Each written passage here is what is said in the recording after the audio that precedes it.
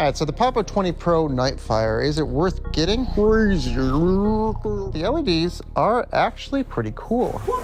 But are they just a gimmick, or are they actually usable for anything? The actual quad itself flies so damn good, especially in tight situations. I've gotten some of my favorite shots and had some of my favorite times actually flying this drone. Faster, and then you look for these lines. What? You get this cool little mode. That's pretty sweet, right? We're gonna have to do some nighttime shots and see how that works. The DJI O3 system is so miserable at night. So I've been flying this quad for a few months now, and I do have a couple tips that I highly recommend. Okay, hey guys. Beautiful day today. It has just snowed. Winter is officially here, and we are flying the BetaFPV Pavo20 Pro, but this is actually the Nightfire edition. Essentially what that means is it's come with these really cool LEDs, all sorts of different colors, and I'm gonna see if we can do like some interesting light painting. Now it is daytime. Usually you do light painting at night, but we're gonna see how it works during the daytime. This Pavo20 Pro itself, whether it's the Nightfire or the normal edition, is a great little drone, and you can really just explore wherever you want to. I mean, you can see, look at these tight branches I'm flying through with no problem at all. This is what a Cinewhoop is for. It's not for flying fast, it's not for doing freestyle, it's for getting these cool tight shots close up to things and just exploring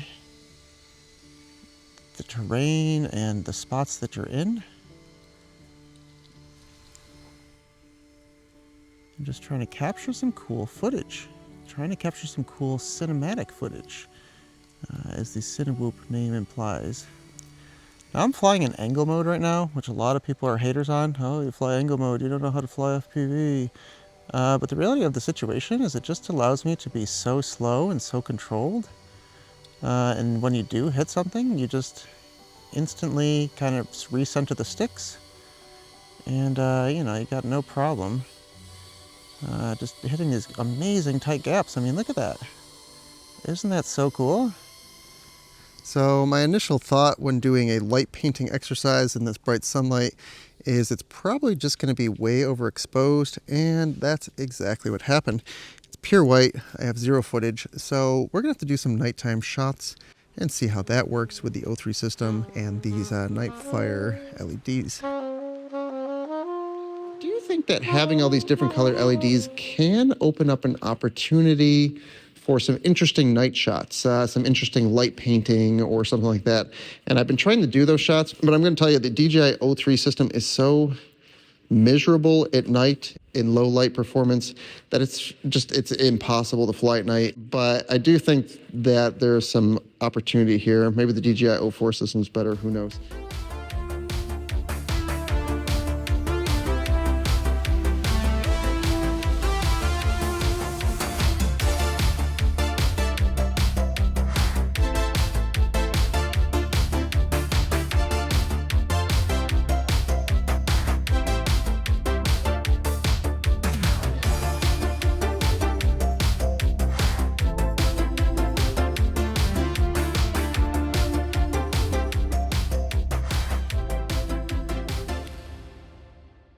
So I've been flying this quad for a few months now, and I do have a couple tips that I highly recommend.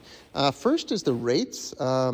I have adjusted the rates on this quad. I don't use it for freestyle. I have proper 5-inch quads, 4-inch quads, long-range quads. I don't need this quad to do anything but cinematic shots through tight spaces, and that's what it's built for, and that's really what it should be used for.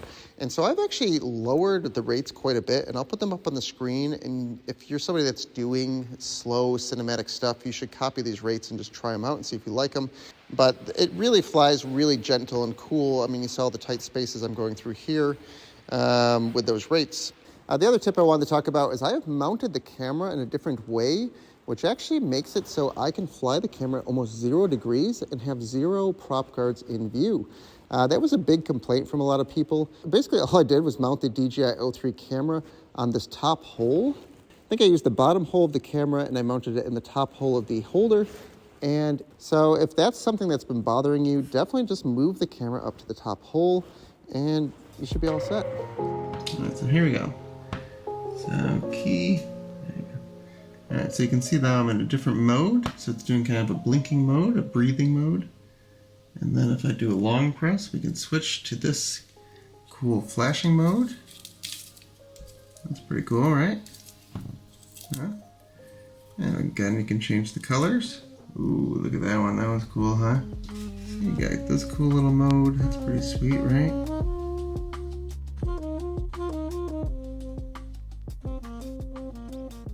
So the Nightfire is a limited edition version. Is it worth trying to get it? Well, my thoughts are if you don't have the Pavo20 Pro already and you're thinking about getting it, you might as well get the Nightfire edition if you can, because the LEDs are pretty cool. But if you have the regular Pavo20 Pro, of course, it's pointless to get the Nightfire edition because they don't bring that much extra capability.